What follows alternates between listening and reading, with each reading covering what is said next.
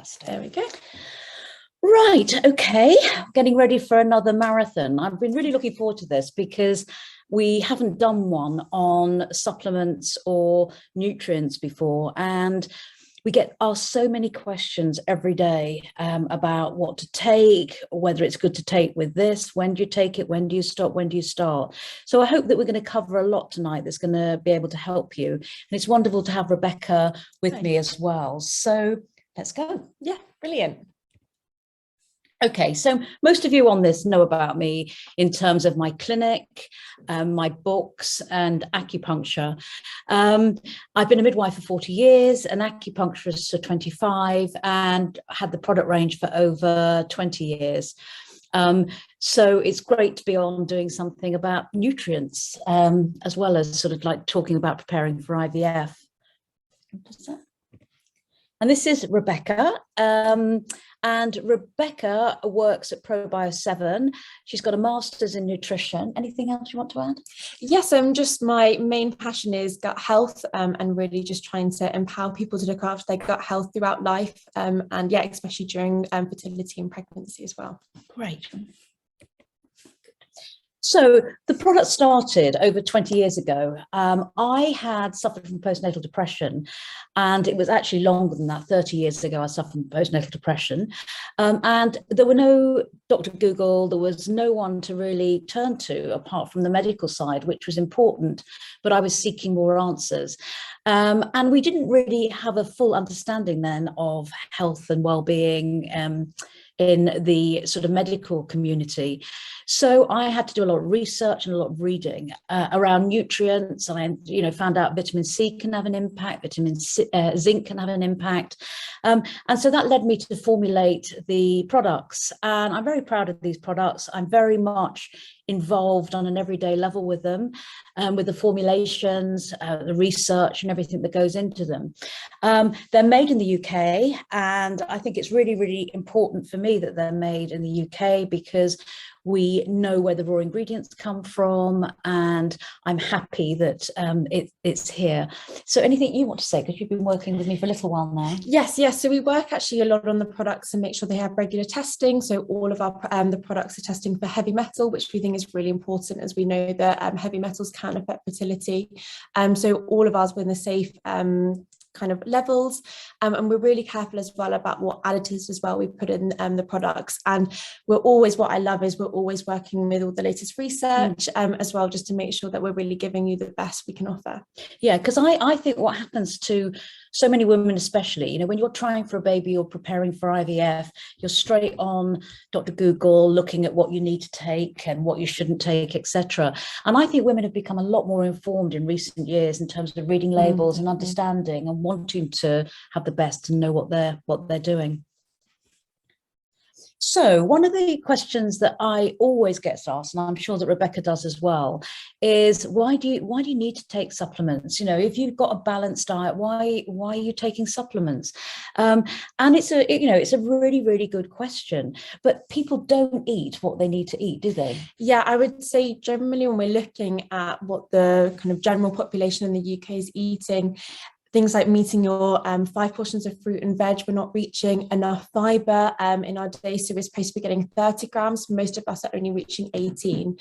So there's lots of kind of areas that unfortunately we're not reaching when it comes to a healthy, balanced diet. So when you say 30 grams and we're only having 18, that doesn't really mean a lot. How big is... Yeah, so we like to say about 2 kind of portions of fruit, 5 portions of vegetables, 3 portions of whole grains and a portion of nuts and seeds a day. Yeah. I generally like to measure it with looking at your actual diversity of plant points, so getting in 30 different types of plant-based foods per week. And that's generally a good indication that you're getting enough fibre. But it is hard as well. I mean, you can kind of get all of the nutrients that you need from a diet, but what we'll come on to as well is actually there are many lifestyle factors and things like stress or medication. That means actually your body might struggle to get all the nutrients from the food as well. Yeah, absolutely. Okay. Another question that's often asked is, where's the science? Where's the evidence to support what you're doing? And again, evidence is really, really important. But increasingly, Rebecca, there's been more and more studies and research on many of the nutrients that we have. Yes, yeah. And you'll see the slide before, obviously, at the moment during pregnancy is only recommended the folic acid and vitamin D. But actually, in the last kind of 10 years, I've got a graph there to show the studies that have been published just on nutrients and fertility, and they've really rapidly expanded in the last 10 years, which shown that we've really kind of gone from where we were maybe 10 or so years ago with our understanding about fertility, about nutrients, about what we can get from food. And yeah, there's loads of new research at the moment. And I know some of the products that we have, the Kaneka CoQ10 has some amazing ones, myoinositol as well. So it's amazing how much there is out there and how much we can then support you through kind of an IVF journey. Yeah, I think it's important at this point to say as well, nowhere in this webinar are we suggesting that supplements are better than food or diet. We're not. And if you've been given suggested certain things from your GP or your IVF clinics, stick to what they're doing. This is purely for us, educational, and you will take whatever you need to take away from this seminar tonight. Yeah, definitely. Okay, so this is interesting. Labels, and labels on anything are really, really hard to decipher. But with fertility, it's even more difficult, in pregnancy, because women are sort of like they really want to know what they are taking and what the amounts are and what it all means. And when you look at this long list here of the additives and where the derivatives are from, I mean, it is mind-boggling, isn't it? Yeah, it's really hard to read. And I think if you are maybe looking online or in a health food store and you're trying to kind of decipher between two different supplements and looking at this table, it's very confusing. It can be very overwhelming. So can you just sort of explain in terms of, you've got all these, so what additives, what should women or men look for in a supplement? Yeah, of course. So start with the additives. Yeah, so when we're thinking about additives, so you will have kind of some extra ingredients that are added to supplements that are sort of just the binders to make sure that none of the ingredients kind of react with each other or they're shelf stable. So this is completely normal, but we just want to be making sure there's no harmful additives. So for example, titanium dioxide, this is one of the additives that can be quite harmful and found in capsules and causes the white capsules. None of our products have the titanium dioxide in. So it's looking at that first and just making sure that there's going to be maybe a couple of additives, but generally we want them from a natural source. Yeah. So that's the first thing we'll be looking at. And also it's quite interesting as well, because a lot of these ingredients need to be bioavailable and easily absorbed by the body. Yeah. And when you're doing a formulation or you've got lots of different of the same raw ingredients, but some are more expensive than others, some are cheaper, some are more easily absorbed than others. Exactly. So then this is the next thing we'll be looking at. So if you look at the label that we've got on the PowerPoint, on the left-hand side, you'll see the ingredients.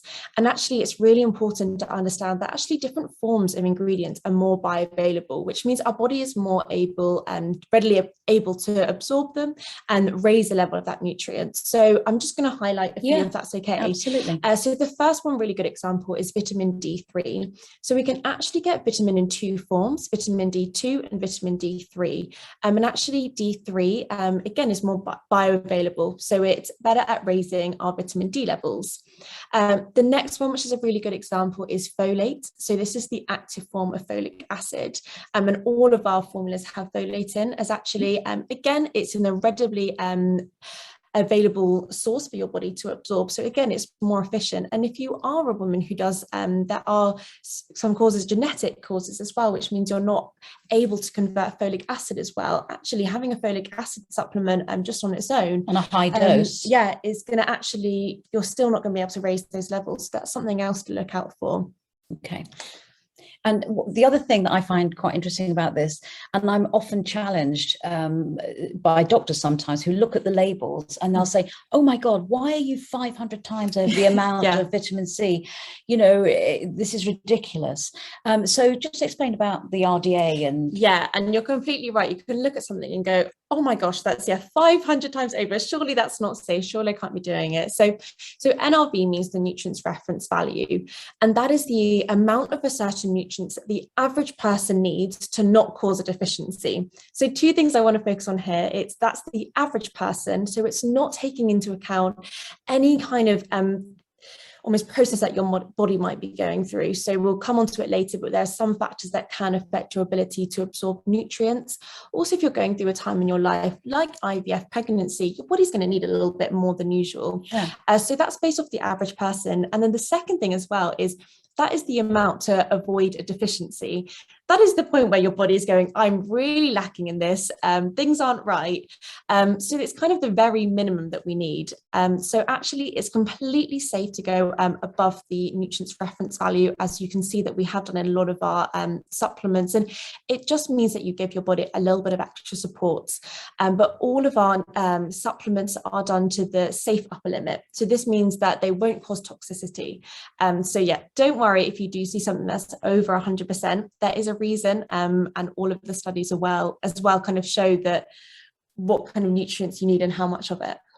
Am I right as well that like the RDA, wasn't that sort of like formed in the 1950s to prevent scurvy or something? So this is the thing with deficiencies with things like vitamin D and vitamin C. It's kind of, it was created a very long time ago when maybe we didn't have these added stresses as well. So things like stress, which we'll come on to, can impact our ability to absorb these nutrients. So it's not taking into account factors that we are facing now, and also not taking into account that we're not kind of just looking at a supplement to avoid deficiency. We want to support our body and get the most out of it. Yeah, absolutely. Okay, so for me, my mantra is about fertility being a whole body event.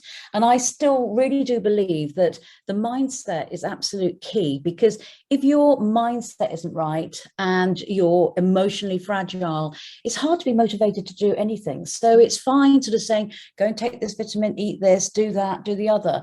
When, your body, you feel apathetic because you just feel physically and mentally exhausted. So all of the body systems are absolutely interconnected, and your gut, your heart, your energy, all of this comes in to nutrition.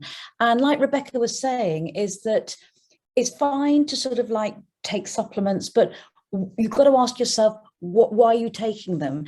And different people have different individual needs. So if you've got immune issues, if you've got gut issues, if you've got loaded vitamin D levels, you are sort of depleted on many levels. So it's working with you to try and sort of support you. So if you've got endometriosis, polycystic ovaries, autoimmune, there will be different nutrients that might be more suitable for you. But it's just bearing in mind, it's not just about growing eggs and sperm. It's about looking at the body as a whole. So, we do know, sorry, I pressed the wrong thing.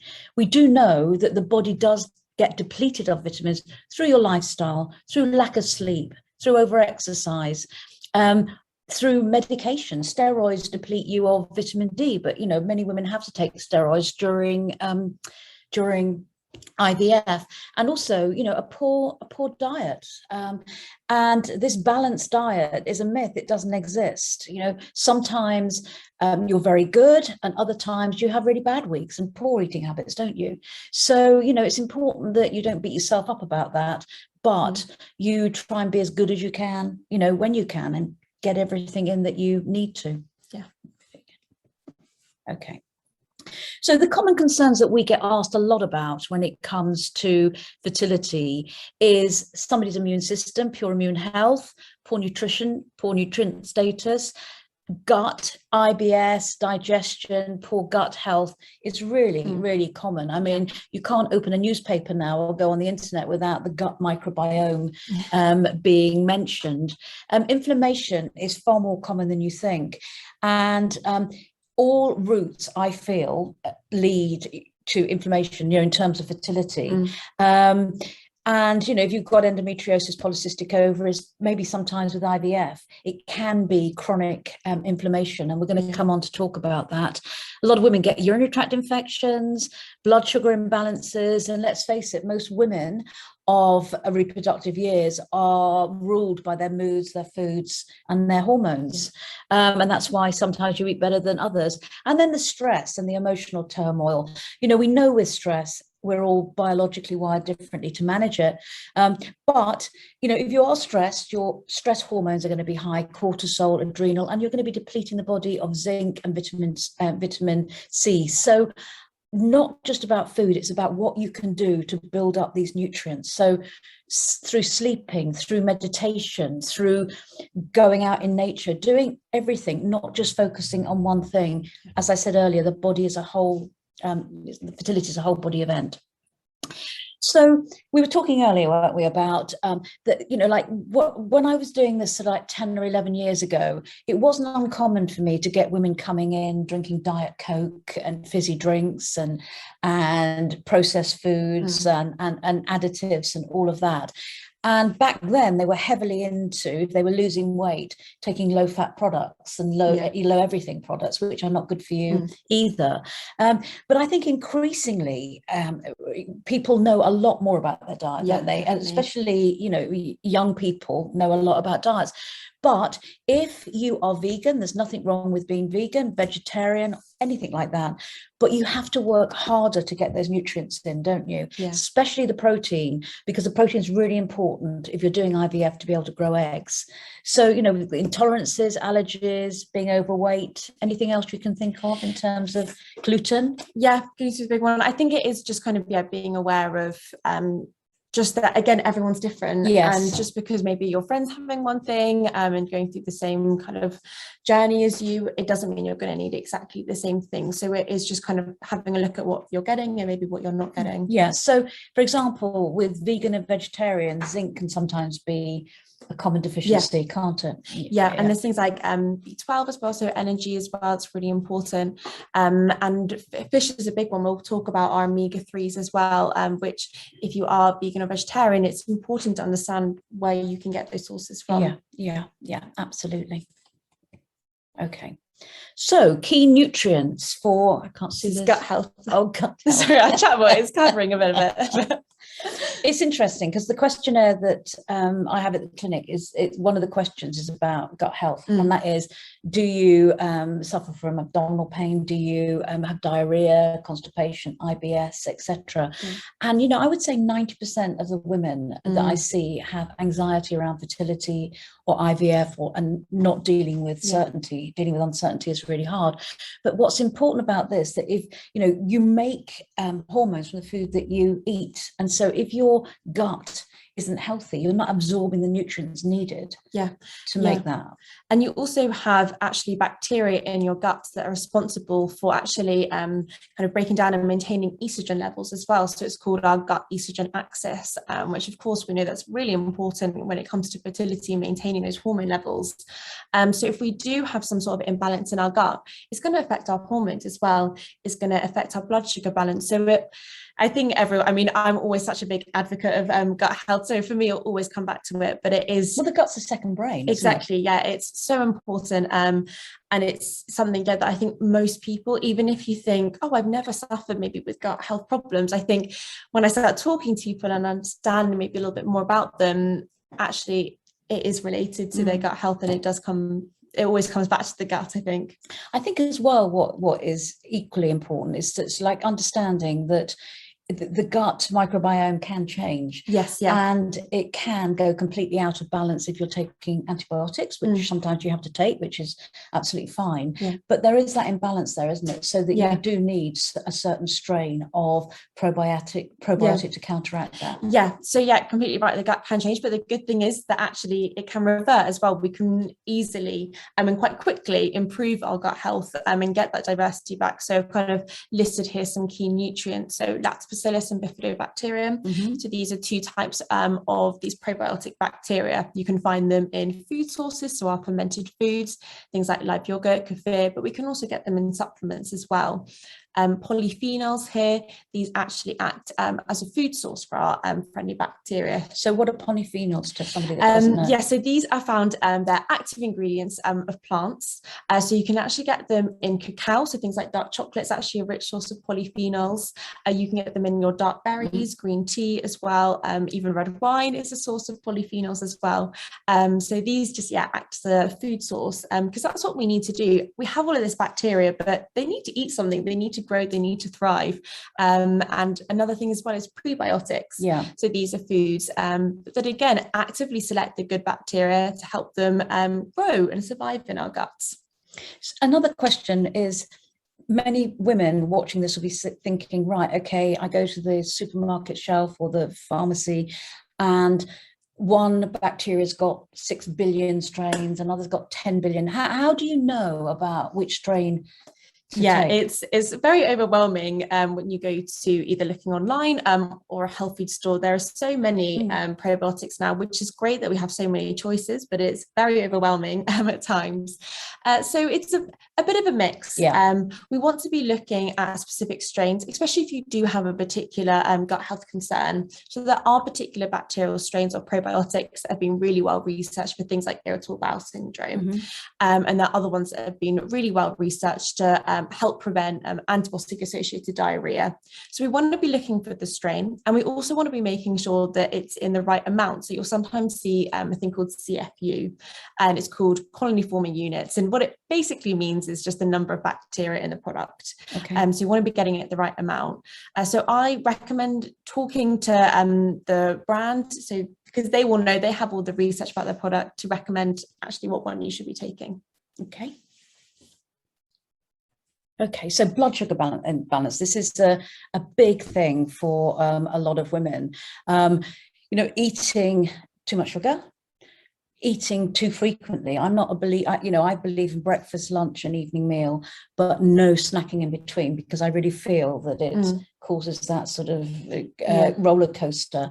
And again, what's difficult for women in reproductive years is when their period comes, that lead up, when they get PMS, that's when they get a bit bloated, they crave more sugar, etc.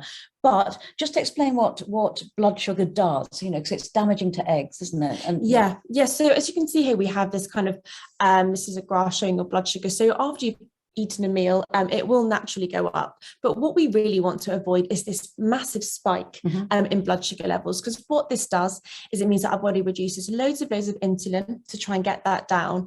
But once this happens really repeatedly, if we're always getting that really high spike in our blood sugar, it means we get insulin sensitivity. And this is when our body is unable to regulate our blood sugar levels.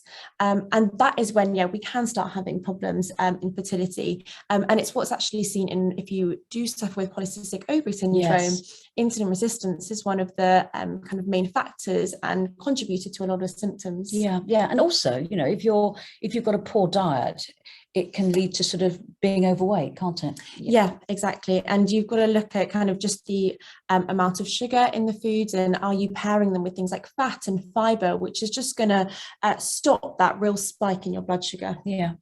Okay. And it's, low glycemic or not sort of all beige foods, looking at, low carb. And glycemic index is basically the how quickly the food can raise your blood sugar level. So you want to get someone with a low glycemic index, and you will see a lot of foods now. I know a lot of granola package, you actually kind of see what the glycemic index is. But it's interesting as well, because so many of the women I see now are on keto diets. What do you think of that? I think with a keto diet, I think it can work for some people, but it's very restricted. So I would really advise doing it alongside a healthcare professional. So this is a keto diet. It's basically really reducing the amount of carbohydrates you're getting from a diet, and it's very high in fats. So you go into ketogenesis, which basically means your body is able to produce energy from fats more effectively. So it can work really well for some people, but I say we've got to be really careful that we're still getting in that fiber, because actually a lot of high fibrous foods are also a source of carbohydrates as well. So we really don't want to be missing out on that fiber, because it is all linked. One of the things that I often think as well like this is all about preparation in the lead up to IVF.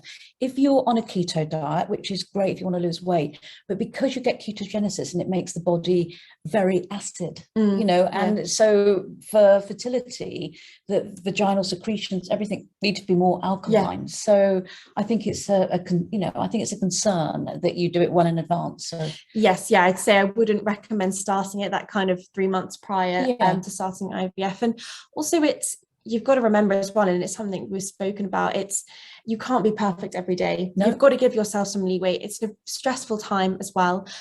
So restricting your diet, you've got to build in treats. You've got to build in treats. You can have a cup of coffee. Exactly. You can do all of that. Yeah, you've still got it and enjoy the process as well. Yeah, but a lot of women feel guilty if they've had a cup of coffee or and you think they shouldn't. Tyranny of the shoulds and the shouldn'ts. Yes, that's what I see. Okay, so let's talk about stress. We talked about stress earlier. And like I said, everybody's biologically wired differently to manage their stress. But, I honestly think that so much can be done. You don't have control over when your IVF is going to work or when you get pregnant, but you do have control about what you put into your system and how you manage on a day-to-day basis. So I'm a big believer in visualization, meditation, etc., and breathing, just to bring the autonomic nervous system back in and to bring the stress levels down. And it's something you have to work on. I think that a lot of women are great with everything else, their money, their work, their exercise, but sometimes just spending time on their own and giving themselves space is equally important. So just talk about the key nutrients then for stress. Yeah, so stress, and it's something that you mentioned earlier, actually can deplete our body of a lot of nutrients. So things like our B vitamins and our zinc can be actually depleted. And also it can affect, again, maybe our hormone production as well. Our body can kind of go into this, when it goes into a state of stress, you might also experience things like diarrhea or vomiting, because your body is thinking, oh gosh, I'm very stressed. I don't have the energy now to break down and absorb my nutrients, my food. I've just got to expel it all. So we've got to make sure that we are actually then giving our body all of the nutrients it needs, and we are kind of looking after it. So here are just some few kind of key nutrients that are really helpful. B vitamins that I mentioned, on omega-3 as well. But it is just, like you said, it's a bit of a combination of everything. We've got to get it all in from our diet, but we've also got to look at our life and are we managing stress? Are we doing things like our mindfulness, our deep breathing that's going to help counteract it as well? It's interesting because one of the questions I always ask a woman is, what do you do for relaxation? Because, the body's always trying to get the balance back. So when you're stressed, to evoke that stress response, to calm everything down is really important. And they sort of say, oh, for relaxation, I exercise. Nothing wrong with exercise, but exercise isn't relaxing. You're still using energy. So it's the mind that's really important, the mindset. No, definitely. And you can still get, you mentioned about when you produce cortisol from stress, you can still get that when you exercise as well, especially if you're doing a lot of maybe high intensity interval training. Actually, you can again produce cortisol. So definitely, and I think people feel guilty about saying, oh, I'm just going to spend half an hour doing nothing, relaxing, but you're going through a very stressful time, a big change in your life, and you've got to give your body time to adjust and go through that. And energy, it's all about energy. You're using up energy. Okay, so thinking about IVF and thinking about fertility being a whole body event, I think this is where nutrients come in and are really important. And I often sort of talk about when you're trying naturally, you're producing one egg. When you're going through IVF, they want a good crop of eggs, 7, 8, 9, 10. And it's not just about getting an egg, it's about building and making a mature egg. Now, not everybody can do this, but I think you've got to give yourself the best chance that you can. And so that egg that you are growing during IVF, it has to grow, it has to mature, it has to turn into an embryo, it has to fertilize and turn into an embryo and be implanted back in. So there are key nutrients that you need more of. So protein is really important because you need protein to make eggs fine if you're trying naturally, but when you're going through IVF, you do need more protein. And I often talk about the components of the sperm and the egg. So when you look at the cell, first of all, looking at the follicular fluid that surrounds the eggs, this requires a lot of key nutrients because it helps nourish and mature the egg, doesn't it? So inositol and vitamin D is important, and things like that are key. And then when you look at the cell membrane, this needs to be flexible and fluid because it needs to allow nutrients in and out of the egg. So you can imagine if you're depleted in omega-3 or oils, that becomes rigid and hard. So the egg isn't going to be as good. And I look back to, I've been doing this a long time now, and women will say to doctors, is there anything I can do to improve my eggs and sperm? No, they're genetically determined and that's what you've got to do. That's not the case now. There's so many studies now that show that there's a lot you can do. And then when you look at all these little flecks and dots, the mitochondria, I mean, that is the powerhouse of the egg, which we'll go on to talk about. And an embryo, once it's fertilized, and you get quite a good few, they've all got to divide and divide and divide, and that takes energy as well. And then looking into the nucleus, and B vitamins are sort of vital. The most important thing for a man that he can do is deliver the RNA and DNA to the eggs. So really, really, really key here. And then antioxidants you're going to talk about in a minute. Let's do. Okay, so we were talking about the mitochondria, and maybe you want to talk here. A lot of questions that we get asked is your CoQ10 ubiquinol? And people are fixated on this, which, is important. But explain why you think coenzyme Q10 is good. Yes. So the mitochondria is the powerhouse of every cell, and we all need it. It produces energy. It's completely vital. And during fertilization, obviously, that requires a lot of energy. So we need to make sure that our mitochondria are working to the best of their ability. And one of these molecules that helps produce this energy is coenzyme Q10. And you can find this in some dietary sources. So it's found in oily fish, some meats and cereals, but you also can supplement with it as well. So you can get it in a capsule powder. And we use the Kaneka CoQ10 because it's actually bioidentical to the CoQ10 we have in our body, which again goes back to what I was mentioning at the start. It's more readily available. Our body's able to use it straight away, which means that if we are going through any of those kind of maybe stressful periods I mentioned earlier, poor gut health, our body will still be able to use it. What about amounts? Amounts, yes. So again, we'll see so many different ones that you can get kind of in health food stores, and you'll see different amounts on different labels. But all the studies have actually been done on 200 milligrams per day. And that's what we see actually for both men and women to really be the optimum amount for fertility. And it is just, a lot of the studies have been done just on that fertility.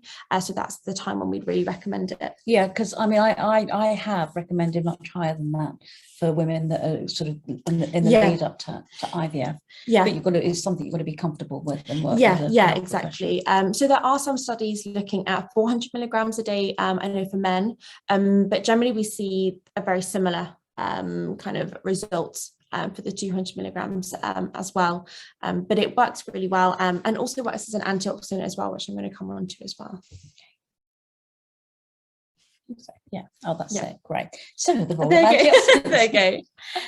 So, antioxidants are increasingly important, especially, they age us really, don't they? Yes. And in the body, in a small amount, they're a good thing. But it's only when through poor diet and everything you increase the antioxidants that they damage not just egg cells and sperm cells, but they age all of the cells in the body, don't they? Yes. So when we have cellular reactions going on all the time in our body, and it will create these reactive oxygen species, which can cause problems over time. It's completely normal, but as we age, these do build up. We also find that different factors can also increase the rate of these reactive oxygen species. So things like poor diet, smoking, alcohol as well. And when we get too much of these, we do get more DNA damage. And again, when we're thinking back to the egg and the sperm, that DNA is so important. That DNA is going to your offspring. You want to protect that as much as possible. So antioxidants is some way that you can protect protect this DNA, and you can prevent it from damage because it can remove these free radicals from our body. Yeah, neutralize. And neutralize. So they're found mainly, I'd say, in plant-based sources of the antioxidants. So we're thinking about berries here, we're thinking about our vegetables. I mentioned that CoQ10 as well was a really powerful antioxidant as well. So vitamin C is a really good example. So we're thinking our oranges, our red peppers, all of these colourful fruits and vegetables. Like we've got like this slide. I think as well it's important to say that some of the fruits are high sugar, so you should limit, shouldn't you? And I know things like pineapples are like the symbol for fertility, but they are because they contain bromelain. I still haven't quite worked out the bromelain link, but they are high in sugar as well, aren't they? Yes, so you've always got to be, again, it's looking at your diet as a whole, and of course as well you can supplement with antioxidants as well, so you have kind of the option to do both. So yeah, it's just getting in a balanced diet and a little bit of everything. And certainly for male fertility, which we're going to come on to, you can now test to see what the antioxidant ROS damage is. The difficult thing is, for me, is that you've got to retest to make sure that it has come down. And these tests are quite expensive. So, it can be a difficult thing to do. Okay, so inflammation, and that's it's really hard to explain sometimes what inflammation is. And I sort of think this diagram of a fire is really good, because sometimes it's worse in, like, you can imagine with women with autoimmune disorders or rheumatoid arthritis. It's like the body is raging, isn't it? And it's attacking itself. So sort of just explain about inflammation for fertility, because there are some conditions, aren't there? Yes. So there are definitely some conditions where you do see a little bit more inflammation. And a little bit of inflammation is completely normal. It is just kind of, again, our body just goes through these states, and it will happen naturally. But there are some states where, we can become a bit more inflamed, and it's going to, again, affect the quality of the egg, affect the quality of the sperm, and again, affect our ability to actually absorb a lot of the nutrients. So one of maybe the highlight nutrients I do want to mention here is our omega-3. So omega-3, and the main source we get is from oily fish. So we get the EPA and DHA, and this is really important when we're thinking about fertility. But actually our Western diet now is very high in omega-6. And actually when we have very high omega-6 and very low omega-3, this can actually cause inflammation, and our body is in an inflammatory state. And if you just think, it's almost like our body is fighting against itself when we're in this. But how much, so like omega-3 is really, really important in the lead up to trying to get pregnant, and for IVF, and if you're trying naturally. But it's hard to get from just food sources, isn't it? Yes. The amount that you need. Yeah, and I would say the best source really of omega-3 is oily fish, which is not to everyone's taste. I think when I mention oily fish, or if you say to someone how many portions do you get, it's normally quite low, and also it's quite expensive fish as well, so this is something we need to consider, and it's, it can be contaminated. Exactly. So this is when actually omega-3 supplement can work really well. So we have an EPA and DHA one, and again, distilled, so there's no contaminants in it as well. So it is definitely something to consider. If you're not getting the oily fish in your diet, actually a supplement can work really well here. So if these ladies are watching this and they've got autoimmune disorders or an inflammatory condition, how much omega-3 should they be taking? So it's going to be completely unique. It's going to depend if you're already having oily fish in your diet as well. But generally, I would say looking for a supplement that has quite a high amount of DHA. So our ones has about 96 milligrams of DHA in each kind of serving each day. So around that, I would aim for. But again, it's really going to come back to looking at your specific diet and what other sources you're getting. This is very good as well. Vitamin A, so many questions. I think every day there's a question about oh, you've got beta carotene in your product. Does that convert to vitamin A? Is it dangerous? I've read it's dangerous. Yes, so this is again a really confusing topic, and when again you're looking at this nutrition labels, so something you should look out for. So yeah, too much vitamin A can be toxic and is avoided in pregnancy, but actually all of ours is in the form of beta carotene, and actually the body is really clever and it only converts it to vitamin A on a need to use basis. So our body's able to sense if we have enough already and do we need more, and if we don't need any more, it can then just be expelled or it's not converted to vitamin A, so it's in the completely safe form. Yeah, it was interesting because about 10 years ago now, retinol was the product, and again that wasn't great to use if you're trying for a baby because it's sort of straight vitamin A. Okay. Right, immunity. We do a lot at the clinic with autoimmune, and many women struggle to get pregnant if they've got autoimmune disorders. And so again, it's building up your immunity. And I think that we've heard so much about immunity over the last 2 years with COVID, haven't we? So just sort of explain how you build your immunity, what makes good immunity? Yeah, so your immune system is really going to be reliant on a number of different factors. And I'd say one of the big factors is your gut health. As you might have heard the statistic, I know it got thrown around quite a bit during kind of the last 2 years, but 70% of your immune cells do lie in your gut. I thought it was 80. From 7 to 80, yeah. And which means, and again, I think it got thrown around, but it's, well, what does that actually mean? What is the relevance of that? But what it means is actually your gut bacteria are constantly coming into contact with any kind of foreign pathogens in your body and working directly to remove them from your body and help them kind of stop them causing any sort of, again, that inflammation and causing further infection. So the first thing we really want to be thinking about is, what's our gut health like? Do we have that balanced gut? Are we getting in all of that good bacteria? And there are also then some key nutrients. So I think the biggest one that we heard about was vitamin D. Vitamin D is really important for our immune system. So the main source of vitamin D we get is from the sunlight. If you are in the UK, I'd say it's very minimal. We are having a bit of a sunny week at the moment, which is nice. But generally we don't get what we need. So in winter, it's recommended to supplement with vitamin D, but actually they did update the guidelines and say all year round that we should be thinking about supplementing with a vitamin D.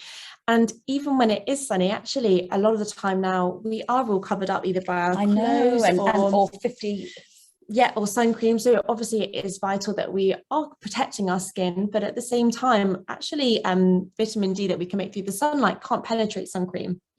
So we need to actually be thinking about that as well, as even if I'm getting sun exposure, if I've constantly got sun cream on or I'm covered, I'm not going to be absorbing it. So vitamin D is something that I'd say is really important during kind of IVF and making sure you are getting in those levels. Yeah, it's funny because when I go on Instagram sometimes and especially during the pandemic, and all you could see was how to boost your immune system. You do not want to boost your immune system. No, this was something as well. That was, you've got to modulate your immune system and, dampen down the immune response. Because that's when you get the problems with IVF not working and things like that, if you've got a raging immune system. And it goes back, just putting it in maybe kind of more relatable terms, and what a lot of us may be dealing with at the moment is hay fever. And that is an example of our immune system going into overdrive and almost boosted. It goes kind of too far, and it's when we get that runny nose, the painful eyes, and it's because our immune system is overreacting. So you're completely right. It's not about boosting it at all. Okay, so this is I've been really excited about this product for a long time. I've been looking because for those that most of you on here are very well read and at different stages of your journey. But I think what's exciting about this is that we know about the gut microbiome, but there's microbiomes, that these little colonies all over our bodies, aren't there? And they have different strains of bacteria. But what we're now finding with the vaginal microbiome is that it can impact on implantation. So a lot of work that's been done now in IVF clinics is checking the vaginal microbiome to see the amount of lactobacillus present in the vagina. And I find this absolutely fascinating, fascinating, because it's not just about IVF and fertility. I see so many women with urinary tract infections, painful periods, all of that, endometriosis, and this is sort of like key. And so with this FemCEIV, what's great about it is that you take it for a period of time, don't you? You sort of take it for 3 weeks in the lead up to your IVF. I'm supposed to be doing an infographic on this, which I will do. 3 weeks in the lead up to IVF and a week afterwards. So you take it for a month, and the studies are there, and that's what's so brilliant. Yeah, this is probably one of my favorite topics. I know. And I think it's something that, again, you might not link it, and I think you maybe will be I know a lot of women I speak to do have a lot of urinary tract infections, and it's something that they continuously get, but you don't maybe think about, actually you do have a microbiome there, and it's really it's regulated kind of very well. We have a kind of very specific environment. It needs to be very acidic, and that is when we get the lactobacillus, because actually it makes lactic acid. And when this kind of pH goes off, or when there's some sort of disturbance, this is when we get the infections. And you're completely right. The studies about IVF, and it's actually looking at the dominance of lactobacillus as a predictor of your success rate. So we are now looking at testing the vaginal microbiome and actually looking at probiotics, which are found naturally in this environment, to actually, you can ingest them orally and they still make their way to your vaginal microbiome and kind of boost your levels. I think it's so exciting. And you can do tests anyway. But I think with every test, you do a test, you send it off, it's expensive, it comes back, you've got to keep retesting. But this is what's so good about this, that it's got all the studies to back it. Exactly. And then just other nutrients as well there, which I mentioned, the vitamin E, zinc and magnesium actually show to maybe help restore if you do have an unbalanced vaginal microbiome. So just other key nutrients again to look out for. And the hard thing is, how do you know if you've got an imbalanced? For most women, how do they know? I would say that some get cystitis, some get thrush. That would be that's a good permanent candida. What else? UTIs. You mentioned UTIs. I would say those are kind of the main ones that I would say probably are the biggest indicators, but also what you mentioned earlier, even problems, maybe painful sex as well, and all of these as well can be an indication that maybe there's some sort of imbalance. And it's not unusual to have a woman with recurrent UTIs, urinary tract infections, that's on low dose antibiotic for all of the time. Again, and this is something again we need to be thinking about. We mentioned at the beginning, a medication, obviously it's completely necessary at points that you need, but you need to be thinking, okay, I'm taking this medication, so maybe what extra do I need? Can I get that free food? Do I need maybe a supplement? So something like an antibiotic, I always recommend a probiotic alongside, just to counteract any of that bacteria that the antibiotic will be killing off, because it's going to be getting the good bacteria as well as the bad. Okay, so what supplements do I need to take and when? And we were talking about this earlier, weren't we? If you are 35 and trying naturally with no issues, just a multivitamin and mineral that contains vitamin D, extra omega-3, I would still see FemCEIV, even if you're trying naturally, you're young. You just need to keep it really, really simple. I think for the work that we do with IVF, a lot of the women we see are older. They've had other failed IVF cycles. I hate the word failed, but unsuccessful cycles.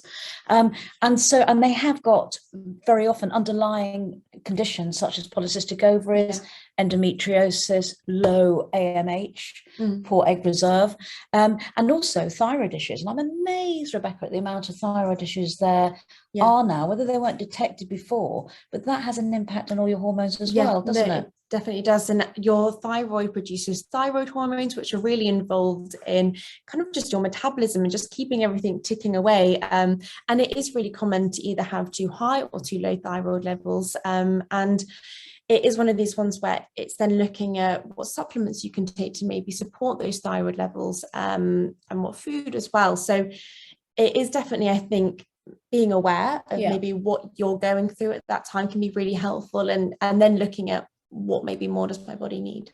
So, if you are going through IVF, what we've sort of said earlier on is coenzyme Q10, omega-3, femcev, a multivitamin and mineral. Psyllium husk as well, so that fiber. Yes, fiber. So psyllium husk is a natural fiber and really helpful at just kind of supporting those levels. So if you are struggling with the diet side or you need something to support your gut bacteria, that can be really beneficial as well. Okay, so what are we? This is just so when we think about male fertility as well, so a lot of the things we covered are still really important as well for male fertility, and I think not that maybe it can be overlooked, but I think women take so much of the I think as well, like the egg is, you know, like 550 times bigger than the sperm. The men are producing a hell of a lot of sperm, but there's only a small amount that are normal. But again, you can look at the sperm under a microscope, but you can't see the DNA of the sperm, and that's what is important. So the head of the sperm to be protected from antioxidants, the tail to be able to swim, the coenzyme Q10, you got that energy as well. So it's really looking actually probably in that 3-month period, or I mean as long as you can, and thinking about all of these factors that maybe can lead to DNA damage or a change in the morphology of the sperm, and making sure that you are supporting that, because even though you are making the sperm, it's still living in that environment, and you need that environment to be good as possible. So if there's any men on here, one of the difficult things is to get vitamins into men, and because they only want to take one thing. So I do think that it's definitely worth taking the mensev, because semen has a microbiome of its own, and that's been shown as well to help with motility, hasn't it? So mensev has probiotics in that have anti-inflammatory properties and also antioxidant properties as well. So 2 things that we've mentioned before that are really vital, and can then, like we said, protect the sperm, protect it from DNA damage, and improve that morphology as well. And there's a lot of information on the website, isn't there, that people can look at. Next one. Okay, so have we done this one? So this is again what we were saying for males as well, that I'd say if you have done a kind of analysis of your sperm, and if there are problems that has been picked up, it is worth it kind of looking at maybe the vitamin alongside vitamin boost, because you've got that added antioxidants in, and looking at the CoQ10. But again, it's just thinking about what stage you're at and how are you conceiving and your diet and lifestyle. I think it's difficult with sperm as well, because what like for a woman, you can sort of like see what her egg reserve is, just one thing. But for a man, often when I've given results out to them, they are really anxious, because for a woman she's given a number, but for a man it's like, well, the morphology, the head of the shape, the tail is terrible, this is bad, that, and it's like, really, it sounds like freaky. So it's difficult, but sometimes when you do take supplements, it can make a big difference. But other times it doesn't. But you've got to do, the biggest thing about this is not looking back and having any regrets, ticking every box about what you've done.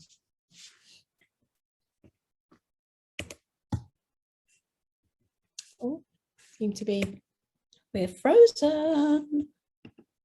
Oh, there we go. Oh, right. Okay. Well, obviously coming to the end. So we are doing an offer, a 20% off for 48 hours on our female IVF kit and our male IVF kit. So, you're welcome to do this, or, you don't have to do it. But if you also, just something to mention as well, obviously we, a lot of information we gave, and the kits, there are a lot of products in them, but any questions that people, we're going to take questions we're going to take questions now, so we can talk through all so the kit's got everything in you need for an IVF cycle. Brilliant. Perfect. And I think that is there's one more. That's what I was looking for. So my key tips: manage your mind, really, really, really key. If your mindset isn't right, it's really hard to get the motivation to do anything. So there are lots of apps out there, there's a lot of help that you can get. Make changes to your lifestyle, which I think many women do anyway. And when you're going through IVF, don't do things like exercise. Gentle exercise is fine, but the whole idea is you're trying to grow lots of follicles. So you don't want to divert the blood away from the pelvic area.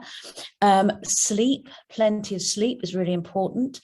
building up your nutritional reserves. We've talked a lot about nutrients tonight, and I think it's very easy to think, oh, we're making eggs and sperm, but these nutrients are really important for implantation and when you get pregnant, because when you get pregnant, your baby isn't going to rely on what you have in any one day. It will draw down from the nutrients that you have in your body.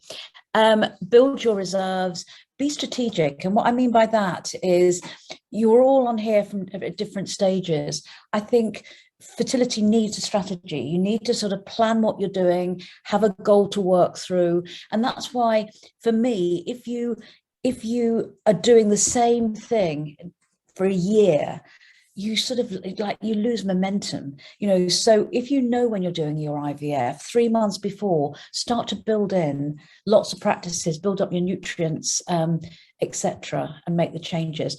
And, you know, focus. It's very easy to get into panic mode, and I see lots of women with anxiety that are going through this. But try and have a focus, try and have about a plan of action of what you need to do. We were going to go on to Instagram to do Q&As, but we're actually going to do it on here because I think last time it lost a bit of momentum. So if any of you have any questions for us, please.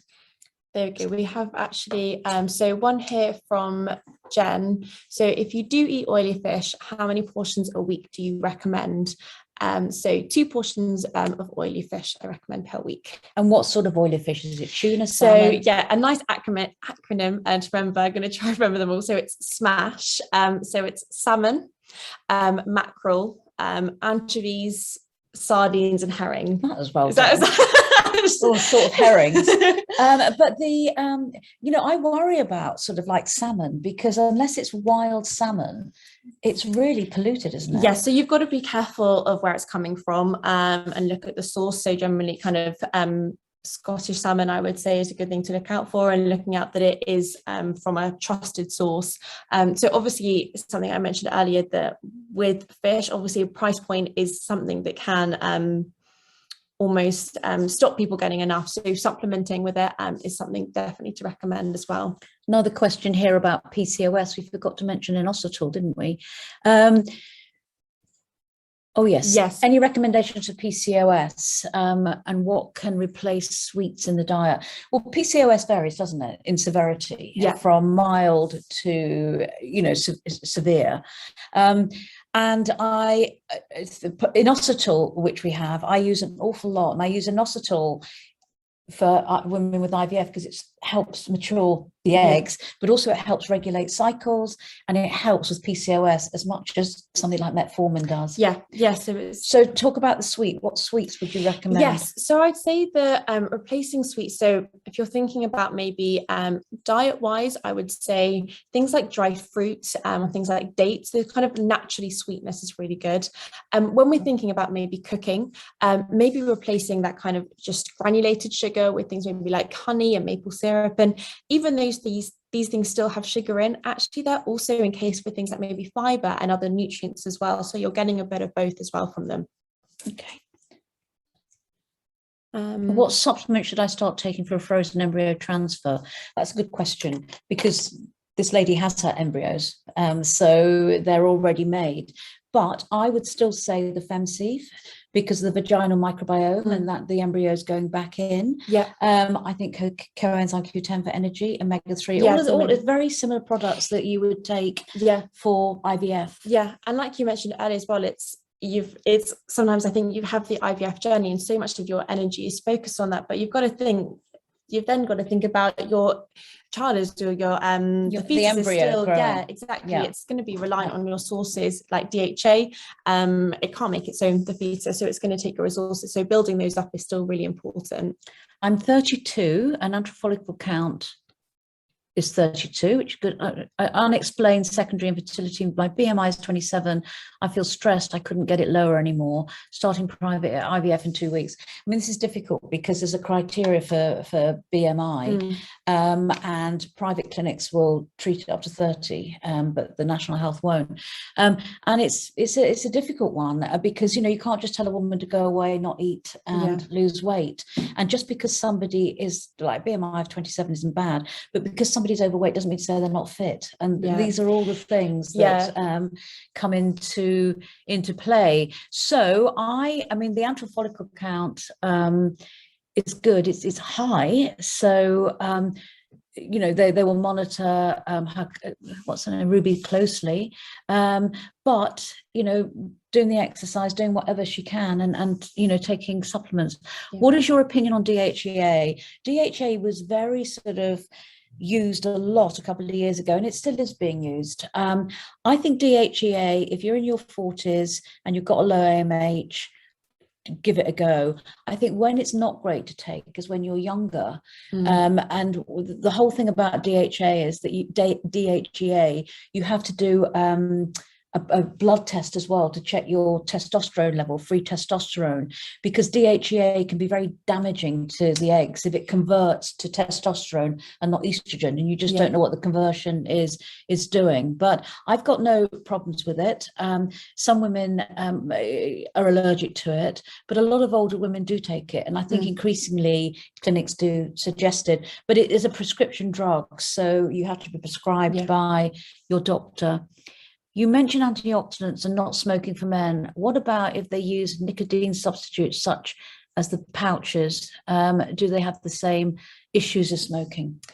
So the pouch I haven't actually heard of these pouches, if I'm being honest. I would say if they don't have the toxic substance in, I would say that isn't going to be a problem, because it is that kind of toxicity you get from smoking that causes the problem. So don't believe that would be an issue, but I can also follow up on that.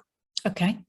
From Amy as well, I've been told I have low egg count for my age. Is there anything I can do to help? Where's that one? Oh, there. I just missed that one. It depends on how old you are and what your plan is. And I think it's difficult with egg count because it's just one marker. AMH is just one marker. You need a scan as well to look at your antral follicle count. If you're younger with low eggs, you still stand a really, really good chance. If you're older, it's more difficult because you haven't got as many eggs in the pool, and the eggs that you have got are likely to be more chromosomally abnormal. So, for example, if you're planning to do IVF and your AMH is really low, you're not going to get the eggs that are required to be able to put back. But I see many women with low AMHs. I think it's definitely worth looking at your diet, looking at nutrients, and doing the best that you can, because like I said earlier, it's about looking back and not having any regrets about what you've done. Yeah, definitely. Is there anything I can do to reduce sperm antibodies? That is a difficult one. It depends where the antibodies are on the sperm, and it depends on how many. Sometimes sperm antibodies are more common if a man has got a varicocele, which is like a vein or on the scrotum, and that might need to be operated on or treated. But I think it's a bit hit and miss. I don't think there's any research that's been done on sperm antibodies. Omega-3 might help, but again, it's just looking at your nutrients and looking what you can do and repeating the test. Mensive is another one that might help, but again, it is an area which unfortunately is quite under-researched. So Nikki, when would you start Femsive for frozen embryo transfer? So with Mensive, we want to build up the microbiome for at least 2 weeks before implantation. But generally, I would say as soon as you can start. So I say ideally a minimum of 3 months, if possible. Obviously, it's going to come down to everyone's kind of situation, but at least that minimum of 2 weeks before implantation. Okay, here, what nutrients are suitable for implantation? It's really interesting because sometimes you get into this sort of mode that if I take vitamin D, if I take this, all nutrients are important for implantation. So when you look at what we've been suggesting, building up these nutrients, so antioxidants are important for implantation. Inositol, Femsive, all of these. So it's very much looking at what you're already taking and not just isolating what's good for stimulation, what's good for transfer, what's good for implantation. Which proteins do you recommend? I heard red meat is bad for fertility and is milk bad too. So I'd say obviously it's going to depend what diet you're on. If you eat meat, if you're vegan, vegetarian, I would say if you are eating meat, trying to choose those more lean meats, so thinking maybe turkey and chicken, and avoiding where possible too much red meat, and especially processed meats. I'd say a lot of the research on fertility and processed meat is really trying to avoid where possible. But it's causing inflammation. It can also have hormonal residues as well, processed meats. Milk, I would say, I don't believe that you should avoid milk. And I think milk is important. And I think especially, when you're trying for a baby. And I think there's lots of milks out there that people are sensitive to. So there's oat milk and all those things. But I think whole fat milk is important because you get the iodine and everything else that is needed. Yeah, I think. And they did those studies at Harvard, didn't they, about milk and having better ovulation. Yeah, I think milk gets a bit of a bad rep sometimes, but actually is really high in a lot of the nutrients that are needed for not just fertility, but then looking into pregnancy as well. And it all comes back to building the reserve. So no, definitely recommend milk. Is there any supplements that need to be stopped during the 2-week wait? What about acupuncture? Should I be stopped as well, or can it be continued? There aren't any supplements that need to be stopped. I think sometimes women want to stop supplements. I think it's entirely up to you. Acupuncture is helpful, and I think it's definitely worth trying. Many thanks for answering and all the info. That's nice. Right, we're getting to the end now. Our final questions. Age 42. Okay. For an unexplained fertility, age 32, can I take all of the IVF package supplements during the treatment cycles? I started VitaFem and Boost 3 months ago. Yes, that's absolutely fine.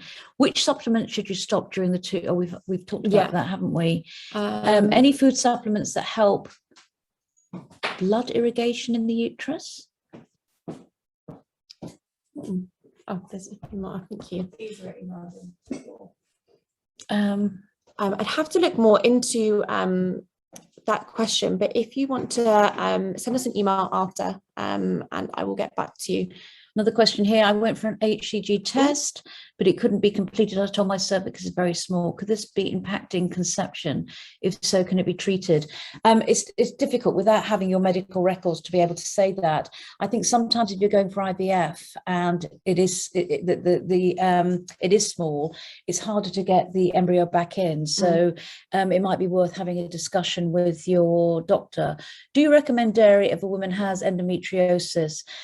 Probably avoiding dairy and gluten for endometriosis, only because of the inflammation. And again, it depends on the severity, doesn't it? Yeah, it depends on the severity, but it's also making sure that if you are missing out on any nutrients from maybe dairy, that you're making them up either through supplements or you are choosing dairy-free products that have been fortified. Okay, we've got these ones here now. Yes, there were a few questions as well that got emailed in.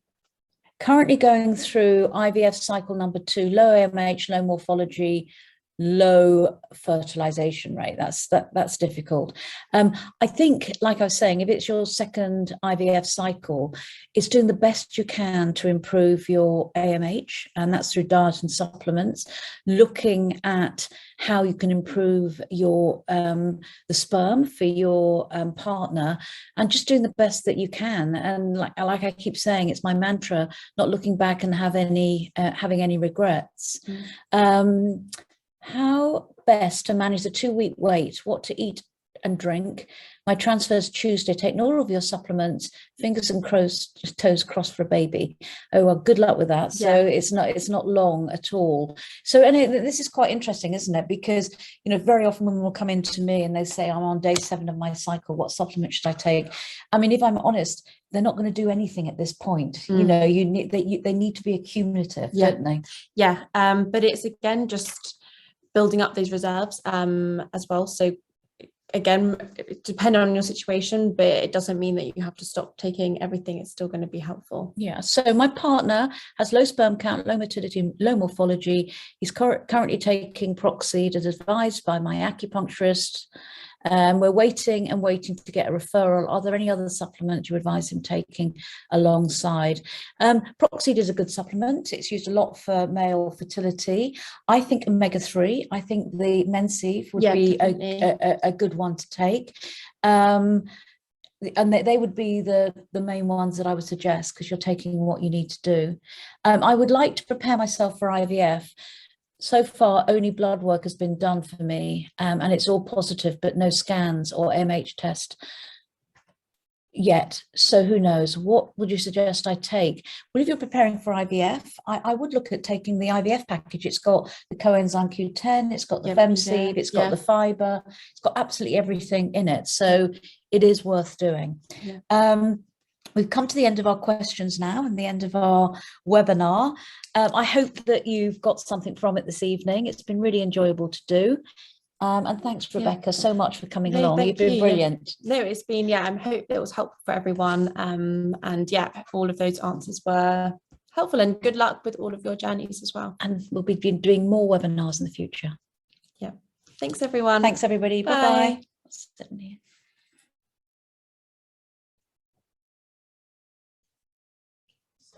Yeah.